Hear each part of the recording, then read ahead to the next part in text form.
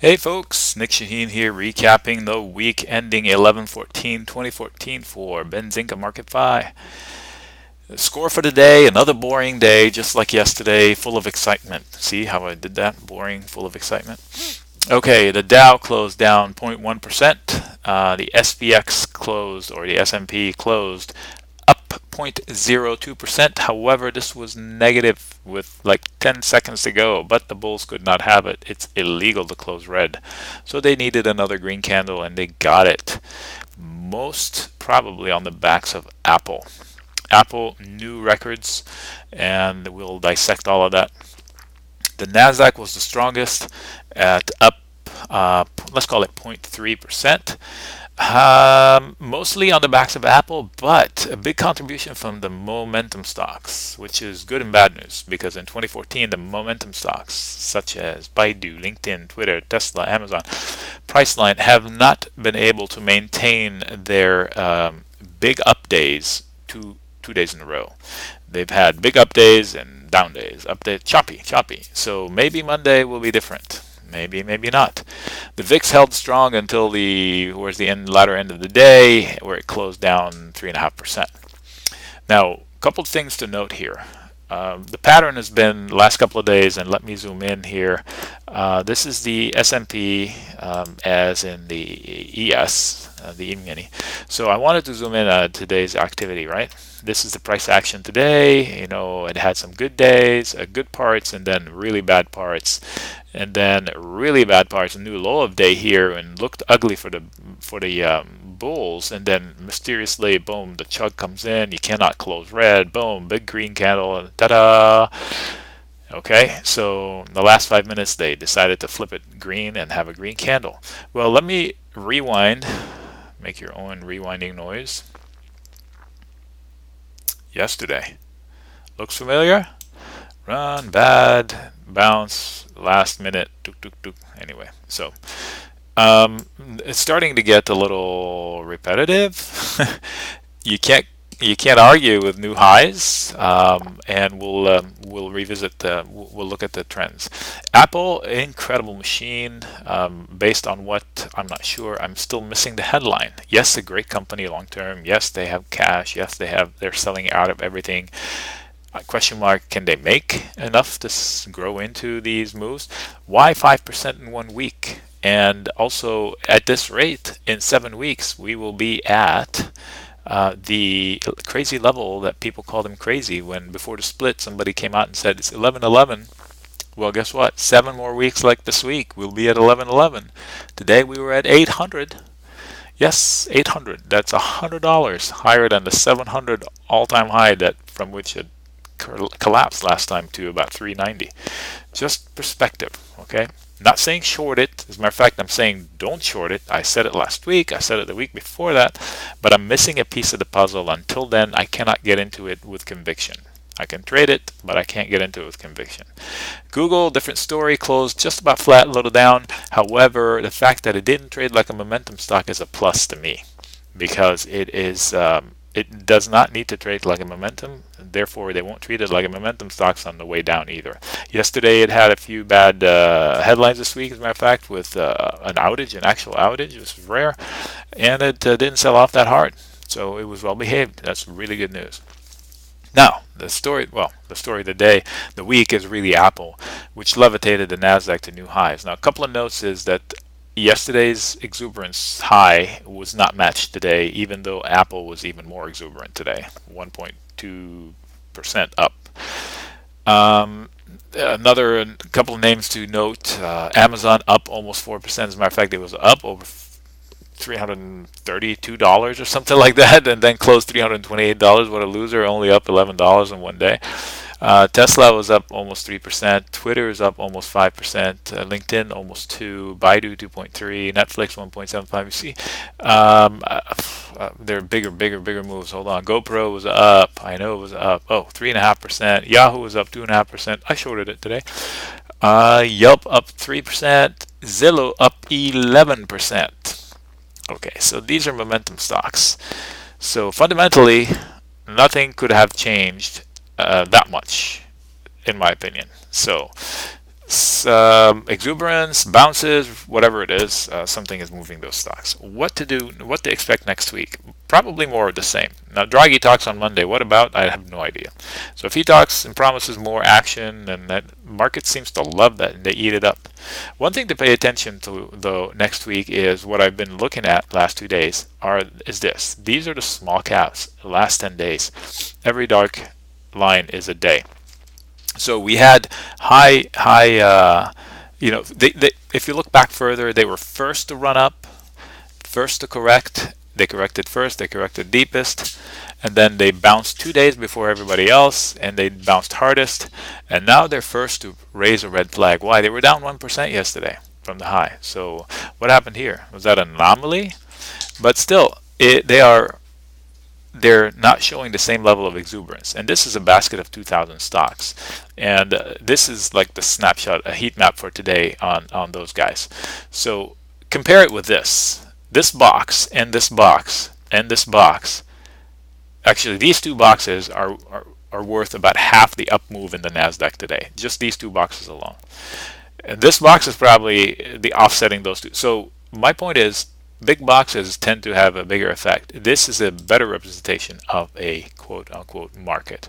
Furthermore to that point, mid caps would be another good way to gauge the market, right? Because it's a whole bunch of companies of good size, mid cap 400.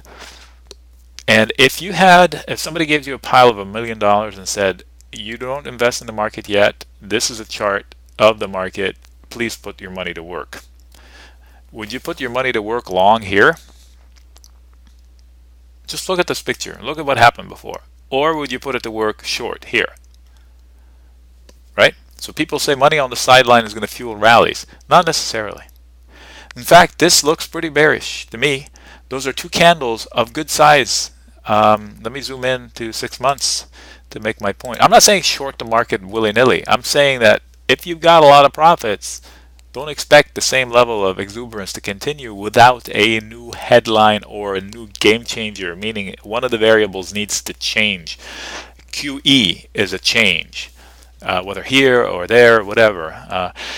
So this is a red candle of small volume. This is an indecision candle, red, towards the low of the day, closed, on high volume. So the conviction is growing to the negative. One could interpret it as that, but that's not I need more pieces of the puzzle. There's more space down here than logical space up here. It could happen. It could be that we're knocking on the roof and the bears will get tired of selling the roof, but that usually happens from higher lows, and knocking, not this particular right-angled megaphone, whatever you want to call it. So these are the mid caps, right? So let's switch over to the IWM, which would represent the small caps. And I'll show you a little bit about that, okay? Let me walk you through this in English. This is going to be a little lesson in logic. Okay, I don't draw scientific lines, right? Because nothing is that accurate. So this line and this line, I consider them like a rectangle.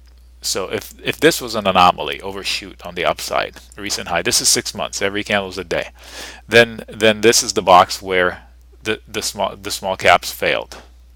Then they bounced higher than before, that's bullish, and then they failed again, right, in the same box. And then but this time they failed way worse than this one, so the bullish airiness of this bounce you lost it. Let's say this is an overshoot, that's a recent correction. We shot right back up, see those two big candles corrected, boom, and we're bam, we just failed at these. So unless we re-attack this box and break it and get to that, which is the high, I'm not very bullish the small caps right here.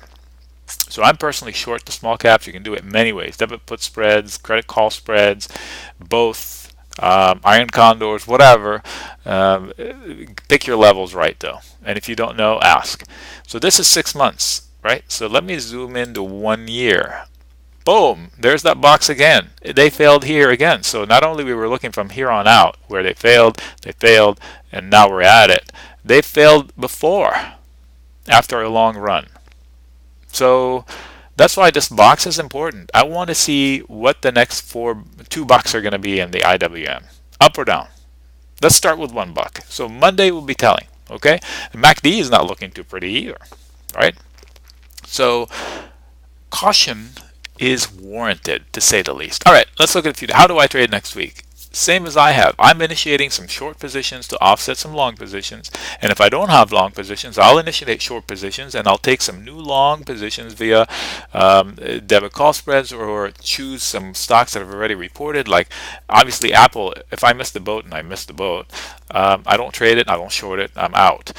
Google, I'm willing to go long it. However, there are a lot of technicians who are looking at this. They want to see it break the 560. So if it breaks the 560 and gets to 565, this is Google L. 565, then they'll get the all clear. Otherwise, they see a scenario where it gets down to here. I don't see it unless the market completely corrects, and then everybody's wrong on everything, right? So because this was the correction we just had, and it bounced right here, and this was another bounce right here. So I'm comfortable taking risk here. So credit put spreads can be done. Time frame is up to you. December, January, November, whatever you're comfortable with. Credit call spreads worked perfectly this week based on my levels. So if you're a member, then you've seen that. So Google is a good one because they reported. Alibaba, I think I've been saying, I'm on record, I've been published a couple times saying it's a long-term buy. Set it and forget it. People say it's restricted, it's too far too fast. Well, for that, let me go back to Google and remind you something.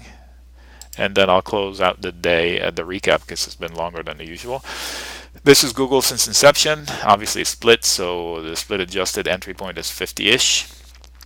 All right, this is where it breathed the first time, and that's about 5 times the entry price. So let's say Alibaba came in at $70. I forget exactly what came in at 75. 5 times 7 is 350 before they breathe, and 7 times before they corrected down to 3 times its entry point. You see what I'm doing? So if I had a longer term perspective, I have a 13-year-old son, I can buy him calls or Alibaba stock and forget about it. 2016 leaps or something, I know he'll be in the money. So long term, it's a no-brainer unless they're absolute lying about something, and I don't think that's the case. So Alibaba is a good long-term buy. And Amazon today, of note, it had an incredible day. And I noted, also published last week, that I said if it gets to 325, and it looks like it was going to get to 325, I said don't short it because it's headed to 325. And if it does get there and it breaks out, it can add another $10, $15. Well, today it reached 333 or something like that. Anyway, so I still won't short it, but if I took the ride, I would book some. I mean, always booking some is good. Anyway, so next week, more of the same, unless they change their tune. And I want to see how they handle the high, and if they can revisit it and convincingly break it. That's the ES. If not, caution is warranted. Anyway, this is Nick Shaheen signing off. Sorry for the long recap.